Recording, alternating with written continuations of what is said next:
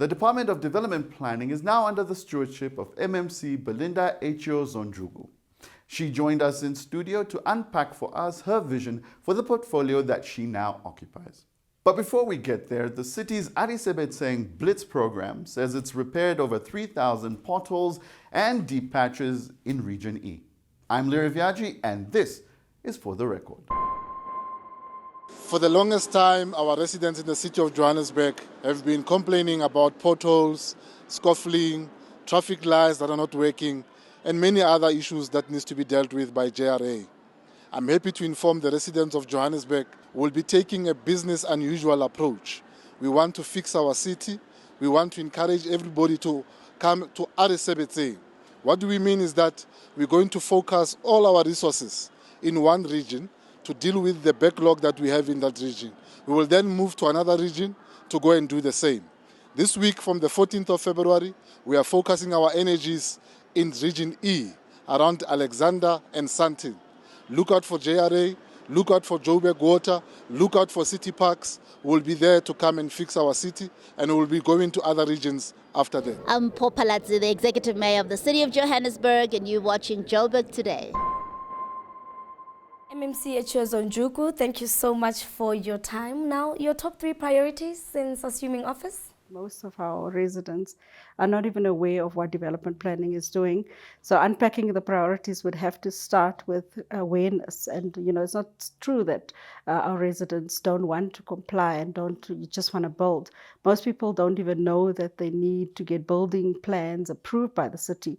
So that's why we wanted to start with building a plan awareness, creating awareness about the fact that people need to know what's happening in development planning. So, customer-centric, and that will start with awareness to the public of what the department does and also what approvals they need before they can even start construction. The second priority is that obviously we need to become a smart city, and everybody's talking about the smart city.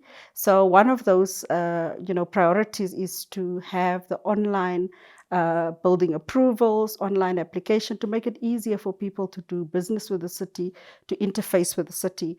A lot of the land use issues, we want to do it across all our units. And our units are obviously zoning, land use, building control, and also just to get people to comply.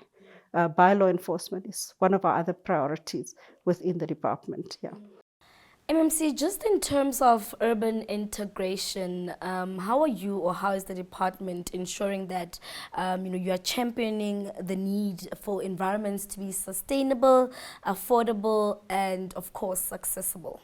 Oh, that's a very, very interesting question because, people always think that the Department of Development Planning has got to do only with building plans. But we actually look at how the city will look like in a few years' time.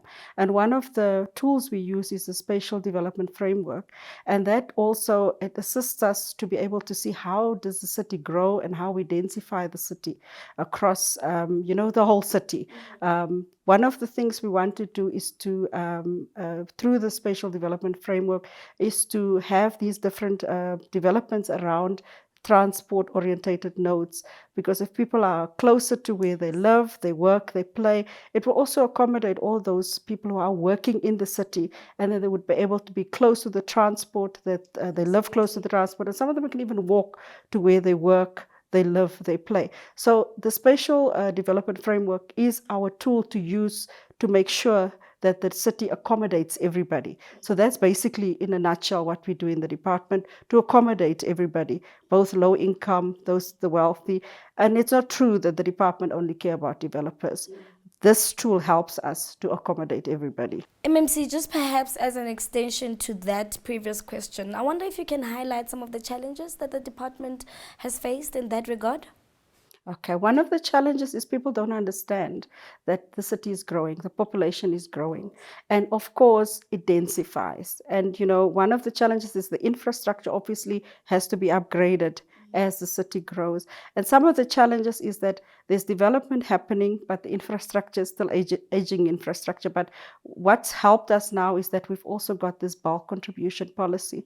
So where people are, if there are developments, then also the city's infrastructure and development department, Joburg Water, those other departments, Joburg Water, City Power, this will assist developers to have that bulk infrastructure policy, which will assist. So as it develops, they also cater for the number of people that will be increasing within those transport-orientated nodes. Yeah. Interesting. I absolutely didn't know that. But obviously, development planning, mandate has a lot to do with infrastructure.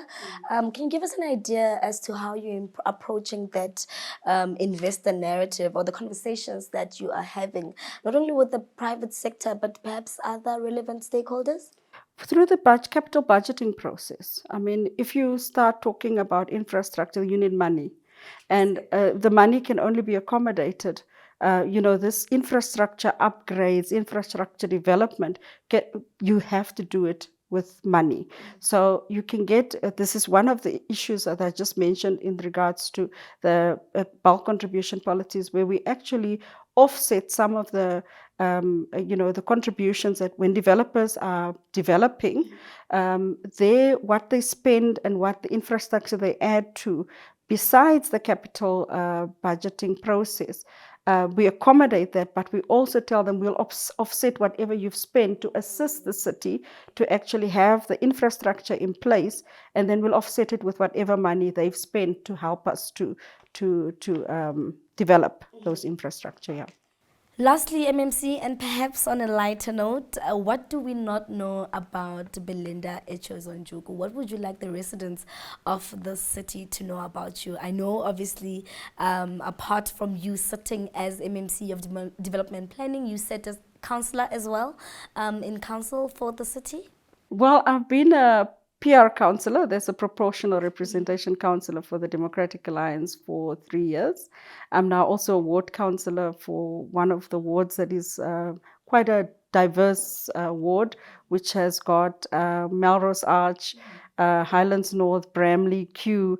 I'm also a ward councillor for a very diverse ward, so you can imagine the workload, but I love it. I absolutely love it. I'm an incurable workaholic, but I also like to dance with my 7-year-old son. So don't be surprised if you see TikTok videos where we're busy dancing. So I love to just relax, dance with my son, and just pull funny faces. 100%. We are very big fans of TikTok, so we'll keep an eye out. MMC, thank you so much for joining. Thank you very much.